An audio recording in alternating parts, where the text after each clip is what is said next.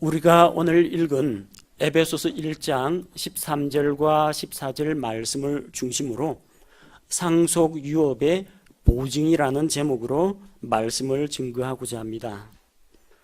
지난달에는 우리가 13절 말씀을 가지고 우리가 하나님의 성령님으로 봉인된 자다, 봉인된 자에 대해서 말씀을 나누었는데, 오늘은 14절 말씀을 중심으로 우리의 보증이 되시는 성령 하나님에 대해서 함께 나누고자 합니다. 일반적으로 사람들은 사업상의 거래나 약속을 체결하면은 지키면 참 다행이겠지만 안 지키는 경우가 종종 있습니다. 그러다 보면 서로 다투고 분쟁이 일어나죠. 그래서 이런 약속을 어기는 것을 막기 위해서 여러 가지 보증 제도가 생겼습니다. 매매 거래를 할 때 특별히 이게 진품인지 가짜인지 일반인들이 잘 구별할 수 없는 그런 제품들이 있습니다. 인삼, 꿀, 귀금속, 이런 상품들에는 진품인지 아닌지 확인 가능한 품질 보증서가 따라옵니다. 국가기관이나 믿을 수 있는 공신력 있는 기관에서 검증을 한 것입니다. 품질을 보증한다라는 보증서가 같이 딸려옵니다. 전자제품 좀 비싼 거, 냉장고, 텔레비전, 세탁기 이런 거는 한번 사면은 좀 오래오래 사용합니다. 어떤 분은 10년 이상씩 사용합니다. 한번 선택하면은 바꾸기가 힘들어요. 그 기간 안에는 적어도 고장이 나거나 못 쓰는 일이 없어야 됩니다. 따라서 이런 전자제품에는 품질과 성능을 보증한다. 또 기간 중에 고장이 나면 무상으로 수리를 해준다라는 보증서가 같이 딸려옵니다. 잘 챙겨 놓으셔야 됩니다. 왜 그렇게 하겠습니까? 못 믿어서 그럽니다. 이 제품이 공장에서는 제대로 만들었다라고 했는데 혹시 10,000개 중에 하나, 100만 개 중에 하나 불량이 발생했는데 하필이면 내가 그 불량품을 골랐을 경우 기업체에서 책임을 지겠다라는 보증서를 제공하는 겁니다. 금융 거래를 할 때도 보증 과정이 필요합니다.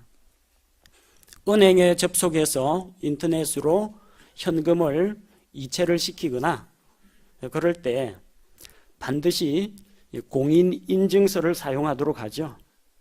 혹은 본인인지 아닌지 알아보기 위해서 휴대폰 인증을 하기도 하고요. 국가 공인인증체계인 아이핀을 사용해서 본인인지 아닌지, 인터넷에 지금 접속한 사람이 정말 본인이 맞는지 아니면 다른 사람이 그 사람 이름을 도용해서 접속하는지 알아보기 위해서 본인 인증 절차를 거칩니다. 거래를 할 때 매매 대금 대신에 돈 대신에 수표로 결제를 하는 경우가 있습니다. 그런데 가계 수표 가지고 결제하면은 이게 수표에는 금액이 정확하게 기재가 되어 있는데 수표를 제시하면은 돈을 줄지 안 줄지 잘 모릅니다. 그래서 은행에서 지급을 보증한 수표가 있습니다. 보증수표, 우리가 흔히 말하는 자기압 수표입니다.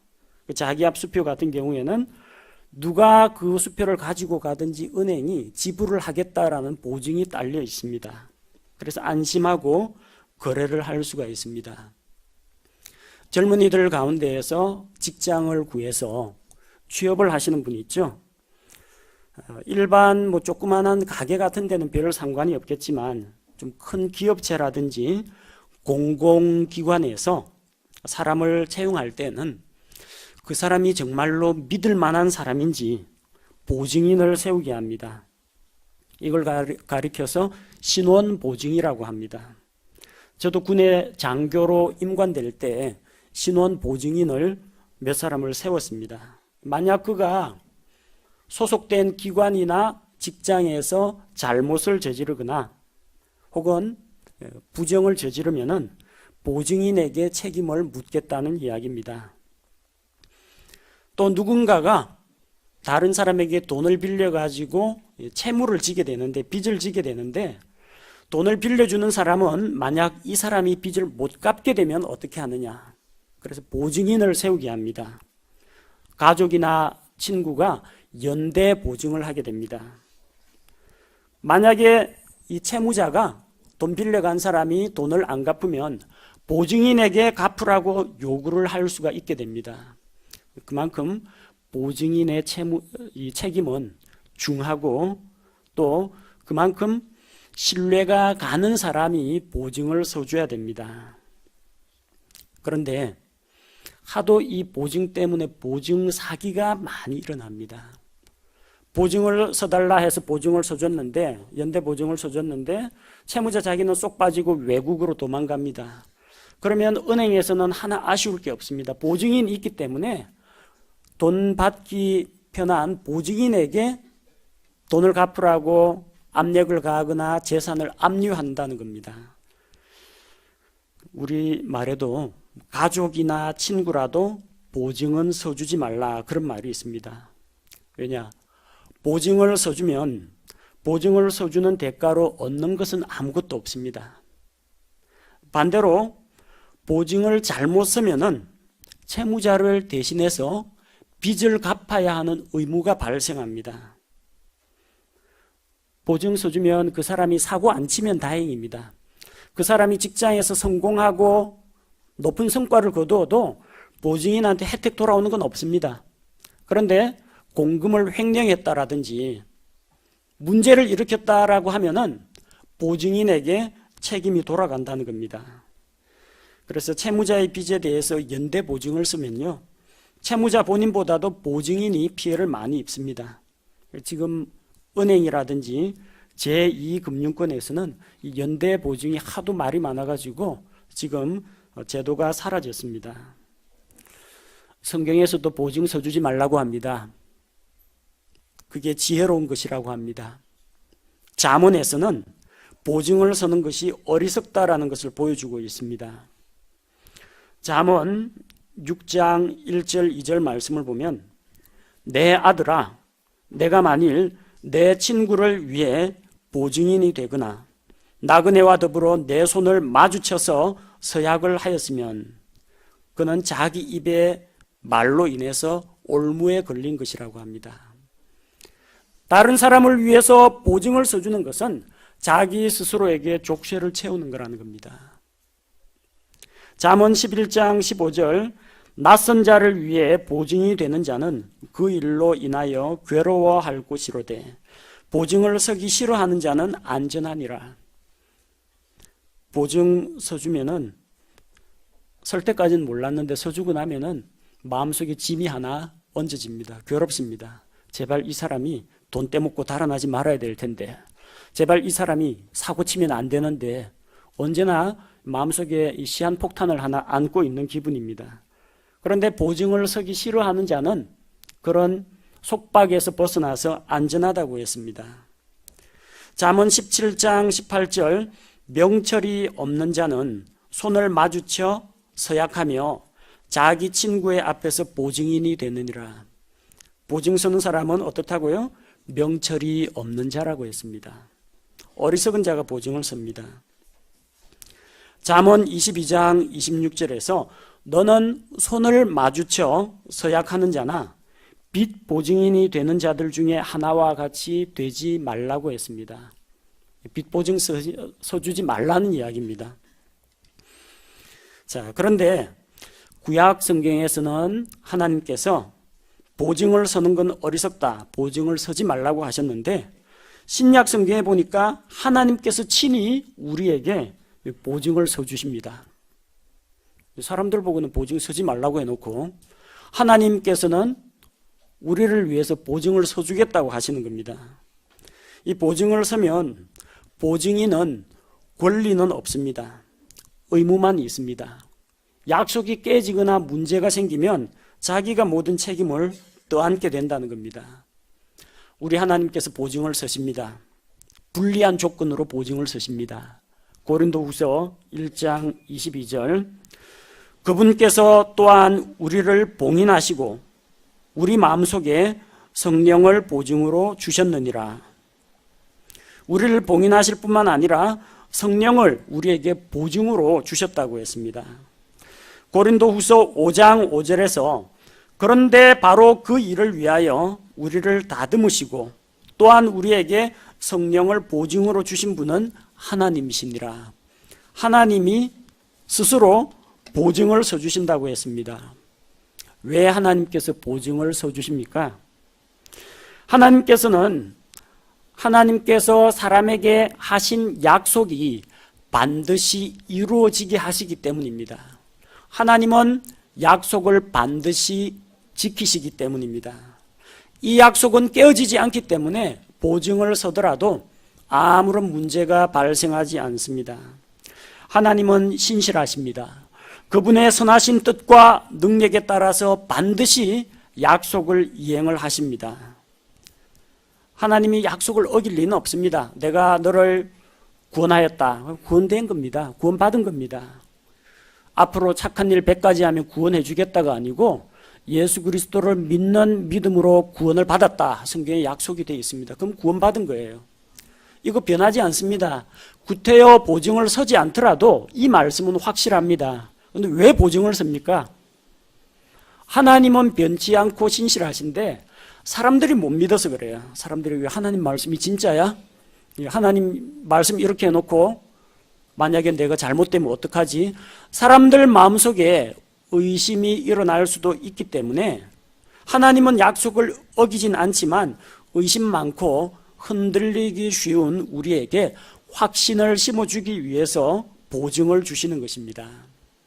그래서 성경에서는 보증을 서준 사례들이, 좋은 사례들이 몇 가지가 있습니다. 창세기 42장 37절에는 요셉의 형들이 이집트에 곡식을 사러 갔다가 요셉이 막내 동생 베냐민을 데려와야만 너희들이 정탐꾼이 아니라는 걸 믿어주겠다고 합니다. 자, 그런데 아버지 야곱은 베냐민을 보낼 수 없다고 합니다. 그러다 보니까 자꾸 양식은 떨어져 가는데 베냐민을 내어주지 않으니까 이집트로 내려가지를 못하는 거예요. 르우벤이 나섭니다.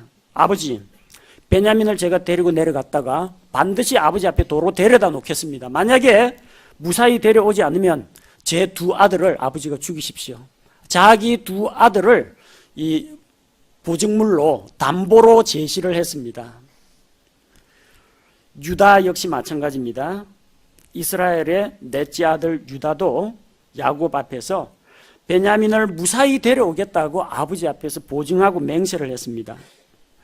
창세기 43장 9절에서 내가 그를 위해 보증인이 되리니 아버지께서 내 손에서 그를 요구하소서. 내가 만일 그를 아버지께 데려다가 아버지 앞에 두지 아니하면 내가 영원토록 비난을 받으리이다. 베냐민의 생명과 안전에 대해서 유다가 책임지고 보증을 서겠다고 했습니다. 문제 생기면 다 제 책임이니까 저한테 책임을 물으십시오.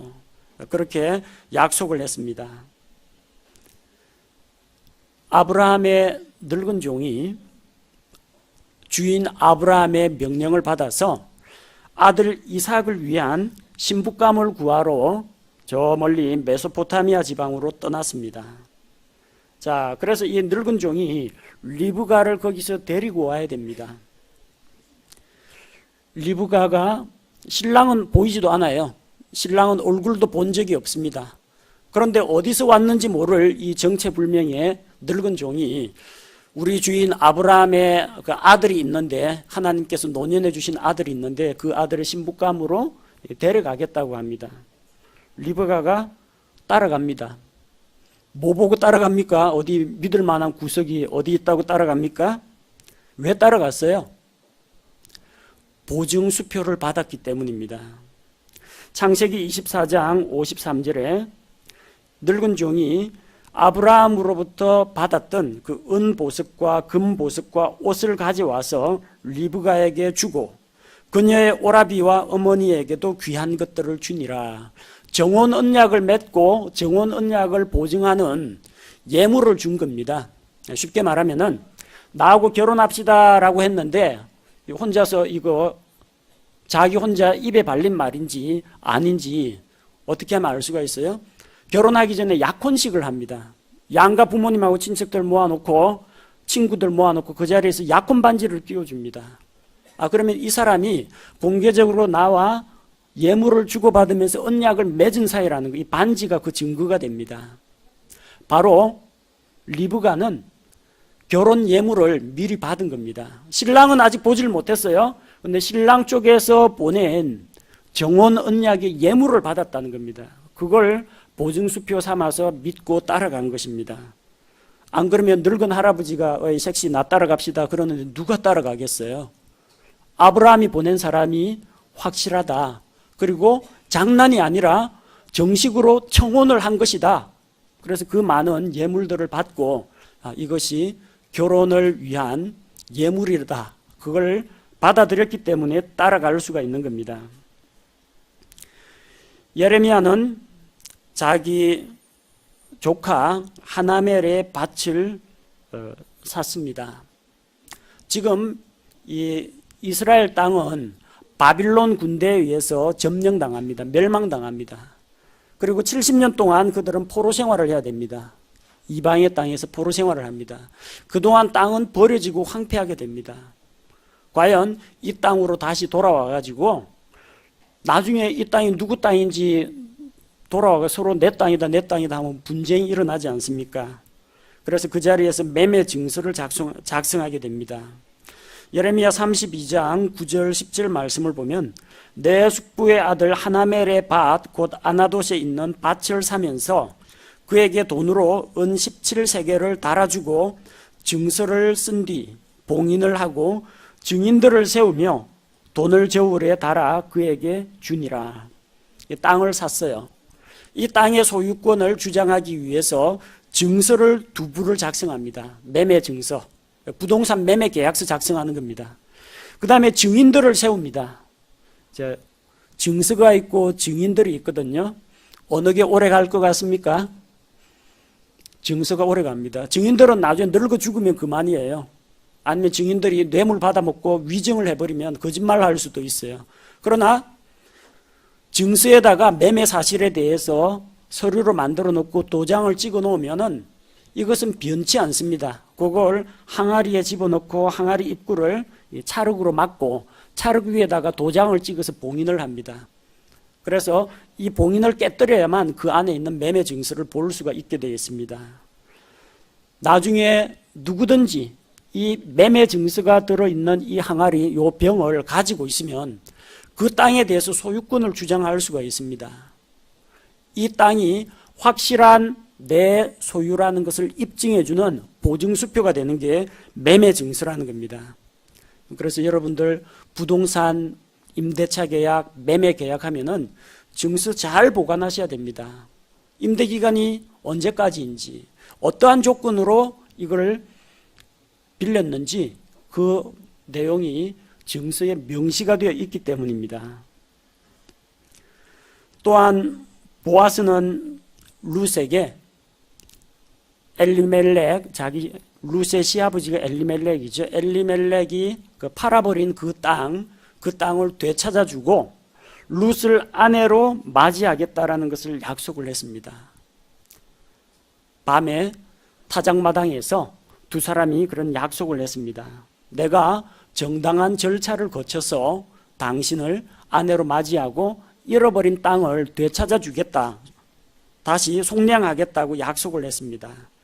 자, 그러면서 증표로 무엇을 주느냐? 룻기 3장 15절을 보니까 또 그가 이르되, 보아스가 룻에게 하는 말입니다. 너를 덮는 너울을 가져다가, 머리에 덮는 너울을 가져다가 그것을 잡으라고 합니다. 보자기처럼 펼치죠. 그녀가 그것을 잡으니 그가 보리를 6번 되어 룻에게 이어주매 그녀가 도시로 들어가니라. 이왕이면 좀 7번 되어주든지 아니면 좀 10번 되어주든지 아니면 좀 곡식 한 가마니 좀 집으로 배달해 주면 될 텐데 몇 번 되어졌어요? 보리를 6번 되어줬습니다. 뭐가 남았어요? 완전한 숫자 7에 도달하려면 한 번이 남았다는 겁니다. 그래서 그 마지막 한 번을 채울 때까지 기다리라는 이야기입니다. 룻은 그것을 받아가지고 자기 시어머니에게로 갔습니다. 그리고 보리를 6번 되어줍디다 하고, 좀 모압 여자니까 이스라엘의 풍속에 대해서 잘 모르죠. 그러니까 그걸 딱 받아들고 시어머니 나오미가 딱 하는 말이 뭡니까? 그 사람이 오늘 이 일을 이루기까지는 쉬지 아니할 것이다. 척 알아봅니다. 조금만 기다려라. 오늘 중으로 그 사람이 뭔가 일을 할 것이라는 것을 알아차립니다. 왜 그렇습니까? 이게 보리를 6번 되어준 게 7번째 마지막 언약을 지키기 위해서 내가 당신을 찾으러 가겠습니다. 배우자로 맞아드리겠습니다라는 증표로서 준 겁니다. 배고프니까 가서 쪄먹으라고 준 거 아닙니다. 약속의 표시로 곡식을 되어준 것입니다. 이게 보증수표라는 겁니다. 그 보증수표가 있으면 마음이 든든합니다. 그 사람 정말 나 사랑하는 거야? 그 사람 나한테 생각 있는 거야? 결혼할 마음은 있는 거야? 예, 약혼 반지 보면은 그런 의심이 사라집니다. 사람의 마음은 자주 의심이 생기고 흔들릴 수가 있는데 그런 사람을 위해서 보증 제도를 주었다라는 겁니다. 내가 지금 전세 살고 있는데 어느 날 집주인이 와서 나를 내쫓지 않을까? 그런 걱정하시는 분이 있습니까? 전세 계약서 딱 꺼내놓고 보십시오. 언제까지 우리가 이 집에서 어떤 조건으로 살 수 있는지. 그리고 누가 찾아와가지고 나가라고 하면 계약서 보여주면 됩니다. 그러면 이깁니다. 분쟁을 막고 우리 마음속에 의심을 사라지게 해주는 것이 보증서입니다. 보증수표라는 겁니다. 하나님께서 연약하고 흔들리기 쉬운 우리 성도들에게 보증수표를 주셨습니다. 그 보증수표가 무엇입니까? 오늘 본문의 말씀이 이야기하는 바와 같이 이 영께서는 우리 상속 유업의 보증이 되셨다고 했습니다. 이 영께서, 성령 하나님께서 우리의 보증수표라는 겁니다. 자, 이 영께서는, 이 영은 어떤 영을 말합니까? 14절에 나오는 이 영은 13절에 나오는 약속의 저 거룩하신 영을 말합니다. 약속의 거룩한 영, 성령님은 약속의 영이십니다. 사도행전 1장 4절에서 성령님은 아버지 하나님께서 신자들에게 주기로 약속하신 영입니다. 아버지의 약속한 것을 받을 때까지 예루살렘을 떠나지 말라고 하셨고, 그리고 예수님 승천하시고 열흘 뒤에 성령께서 오순절에 강림하셨습니다. 약속대로 오신 영, 성령 하나님이십니다. 갈라디아서 3장 14절에서 우리는 육체의 행위가 아니라 믿음을 통해서 성령의 약속을 받는다고 했습니다. 성령은 우리에게 약속을 주시는 약속의 영이시라는 겁니다. 또한 성령 하나님은 거룩한 영입니다. 그분은 거룩하신 하나님으로부터 오신 영입니다. 성령님께는 거짓이나 불의가 없습니다. 그분은 진리의 하나님이십니다. 진리의 영이십니다. 믿는 자들을 모든 진리 가운데로 인도하시는 분입니다. 따라서 약속의 저 거룩하신 영, 성령님께서 우리의 보증이 되시기에 합당하다는 것입니다. 자, 이 성령 하나님께서는 누구를 위해서 보증을 서주시느냐? 본문 말씀에 나오는 바와 같이 값주고 사신 그 소유물을 위해서 보증이 되십니다. 값주고 사신 소유물은 누구를 말합니까? 그리스도인을 말합니다. 구원받은 성도들을 이야기합니다. 우리 구원받은 성도들은 예수 그리스도께서 피로 값주고 사신 몸입니다. 고린도전서 6장 19절 20절에서 도대체 무슨 말이냐? 너희 몸이 너희가 하나님에게서 받은 바 너희 안에 계신 성령님의 전인 줄을 너희가 알지 못하느냐? 너희는 너희 자신의 것이 아니니 주께서 값을 치르고 너희를 사셨느니라. 그런즉 하나님의 것인 너희 몸과 너희 영으로 하나님께 영광을 돌리라. 우리는 예수 그리스도의 핏값으로 구속되었습니다. 예수님께서 자신의 생명의 피, 고귀한 피를 하나님의 공의 앞에 지불하고 우리 죄의 삭을 다 지불하셨습니다. 그리고 그 핏값으로 우리를 사셨습니다. 그래서 우리는 그분의 소유물이 되었다는 것입니다. 이 구속받은 소유물을 위해서 성령님께서 보증이 되어 주십니다. 성령 하나님께서 이 자리에 앉아있는 구원받은 성도 한 사람 한 사람을 위해서 보증이 되어 주신다는 겁니다. 일반 사람은 보증인이 죽기도 하고 보증인이 도망가기도 합니다. 그리고 보증인이 나 몰라라 하고 손 떼기도 합니다. 성령 하나님은 떠나가지 않으십니다. 믿는 자와 언제나 함께 계십니다. 그분은 신실하시고 변치 않으시는 분입니다. 그분이 우리의 보증이 되어 주십니다. 언제까지 보증이 되어 주세요? 언제까지 보증이 된다고 했습니까? 14절 말씀을 보니까 그 소유물이 구속을 받을 때까지 보증인이 되어 주십니다. 자, 여러분 구원은 다 받으셨죠?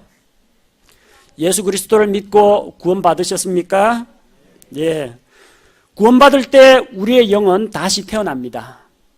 예수 그리스도를 믿고 하나님의 자녀로 우리가 새로운 출생을 할 때 우리가 거듭나게 됩니다. 우리의 영은 다시 태어납니다. 그리고 우리의 혼은 지옥의 형벌로부터 구원을 받습니다. 우리 혼은 그 즉시로 구원을 받습니다. 뭐가 남습니까? 몸이 아직 남습니다. 여러분, 구원받은 그리스도인도 교통사고 만나면 다치고 부러지고 죽기까지 합니다. 구원받은 그리스도인들도 감기 몸살 걸리고 암 걸리고 늙어서 죽기까지 합니다. 이 몸은 아직까지 완전하지 않습니다. 영은 다시 태어났고 혼은 구원을 받았지만 우리 몸은 언제 완전해집니까? 예수 그리스도 다시 오실 때 그리스도 안에서 죽은 성도들이 영광스러운 몸으로 부활을 합니다. 살아서 주님을 만나게 되는 자는 몸이 거룩하게 변화가 됩니다. 그때 가서는 썩지 않고 쇠하지 않고 늙지 않고 죽지 않는 그런 몸으로 변화됩니다. 그게 바로 우리 몸의 구속이라는 것입니다. 우리 몸은 아직까지 구속을 기다리고 있습니다. 로마서 8장 23절 말씀을 보니까 그들뿐 아니라 우리 자신 곧 성령의 첫 열매를 소유한 우리까지도 속으로 신음하며 양자 삼으심, 즉 우리 몸의 구속을 기다림은, 우리가 아직 구원 안 받았다 그 이야기가 아닙니다. 영은 다시 태어났고 혼은 이미 구원을 받았어요. 그러나 이 몸의 구속까지 완전히 우리가 몸까지도 거룩하고 영화롭게 변화되는 것은 예수 그리스도 다시 오실 때 이루어진다는 겁니다. 우리 몸이 영광스러운 몸으로 변화되는 그때까지, 우리 몸이 구속을 받을 때까지 성령님께서 보증이 되어주시겠다고 약속하셨습니다. 유효기간이 언제입니까? 보통 전자제품 구입하면은 1년간 무상 보증합니다. 그리고 1년 넘으면 부품값만 받습니다. AS 할 때. 조금 긴 거는 3년짜리, 5년짜리 보증도 있습니다. 그러나 10년, 20년 된 전자제품까지도 보증을 해주거나 그러지는 않습니다.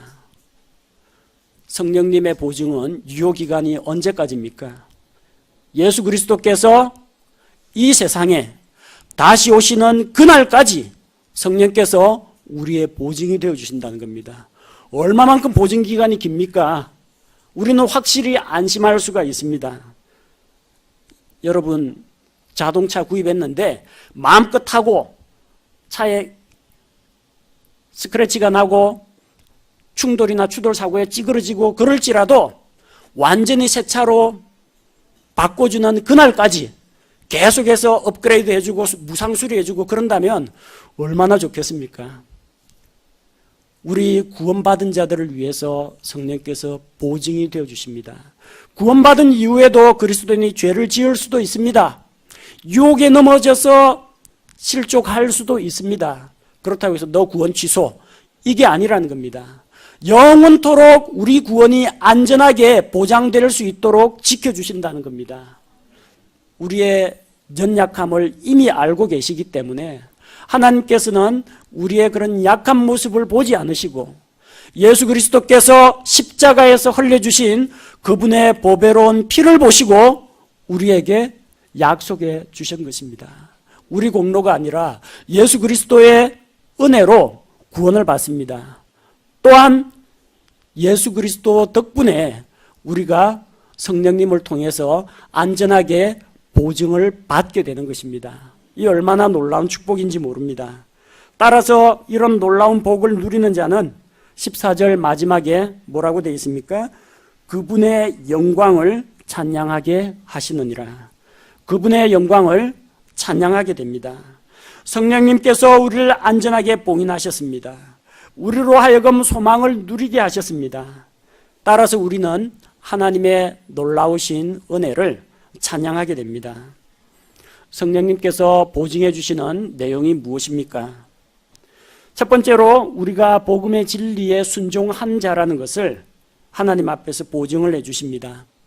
사도행전 5장 32절 말씀을 보면 우리는 이 일들에 대하여 그분의 증인이요 하나님께서 자신에게 순종하는 자들에게 주신 성령님도 그러하니라 하더라. 하나님께서 자신에게 순종하는 자, 예수 그리스도의 복음에 순종하는 자들에게 주신 성령님이 우리의 보증이 되신다는 이야기입니다. 성령님께서 우리에게 보증하시는 내용이 무엇이에요? 두 번째는 우리가 하나님의 자녀라는 사실을 보증하고 계십니다. 로마서 8장 16절에 성령께서 친히 우리의 영과 더불어 우리가 하나님의 자녀인 것을 증언하시니 성령님은 우리가 하나님의 자녀라는 그 사실에 대해서 보증을 해 주십니다.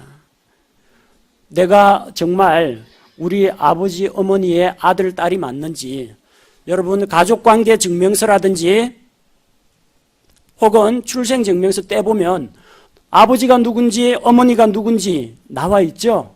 그걸 보고 알 수가 있습니다. 따라서 그 출생증명서가 우리에게 증거자료가 되는 것처럼 성령 하나님께서 우리가 하나님의 자녀라는 사실을 보증하고 계십니다. 세 번째로 어떤 내용을 보증하고 있습니까? 우리가 육신에 속한 자가 아니라는 것을 보증합니다. 그리스도의 사람이라는 것을 보증하고 있습니다. 로마서 8장 9절에서 그러나 너희 안에 하나님의 영께서 거하시면 너희가 육신 안에 있지 아니하고 성령 안에 있나니 이제 어떤 사람에게 그리스도의 영이 없으면 그는 그분의 사람이 아니니라. 그리스도의 영, 성령님이 아니면 그리스도의 사람이 아닙니다. 여러분 안에 하나님께서 성령을 주셨습니다. 성령 하나님을 보내주셨습니다. 그건 무엇을 말합니까? 나는 더 이상 육신에 속한 자가 아니라 그리스도께 속한 그리스도의 사람이라는 것을 성령께서 보증을 해주시는 것입니다. 네 번째로 성령님은 무엇을 보증하시느냐? 우리에게 성령의 열매가 맺힌다는 것을 보증을 해주고 계십니다. 예수님을 믿었는데 죄는 아직도 짓고 있고 뭔가 성품이 달라지지도 않았고 변화가 더딘 사람이 있습니다. 마음속에 내가 정말 구원받은 사람인지 의심이 생기기도 합니다. 혹은 주변에 있는 자기 친구들, 동료들, 다른 성도들에 대해서 의심이 생깁니다. 저 사람은 왜 저렇게 열매가 더딜까? 변화가 더딜까? 의심을 할 수가 있습니다. 그러나 그 안에 성령님께서 계시다면 성령님께서 열매 맺는 삶에 대해서 보증이 되어 주십니다. 에베소서 5장 9절에서 성령의 열매는 모든 선함과 의와 진리 안에 있다고 했고 갈라디아서 5장 22절 23절에서는 성령님께서 우리에게 주시는 열매들이 약속이 되어 있습니다. 우리는 연약합니다. 우리 자신의 본성을 따라서 살면은 결코 거룩함에 이르는 열매를 맺을 수가 없습니다. 그러나 우리 안에 성령 하나님께서 계시기 때문에 우리도 언젠가는 성령님의 열매, 성령의 열매를 맺을 수 있다는 것을 확신할 수가 있는 것입니다. 다섯 번째로 성령님은 어떤 일에 보증이 되십니까? 우리가 반드시 부활할 것에 대해서 보증이 되어 주십니다. 로마서 8장 11절에 그러나 만일 예수님을 죽은 자들로부터 일으키신 분의 영께서 너희 안에 거하시면 그리스도를 죽은 자들로부터 일으키신 분께서 너희 안에 거하시는 자신의 영을 통해 너희의 죽을 몸도 살리시리라. 우리의 몸도 성령 하나님께서 예수 그리스도를 죽음에서 일으키신 성령 하나님께서 우리 안에 거하시는 그 성령님께서 우리의 죽을 몸도 살리신다고 했습니다. 우리가 그리스도 안에서 죽으면 예수님께서 부활하셨던 그것과 마찬가지로 우리도 부활의 영광에 참여하게 된다는 것입니다.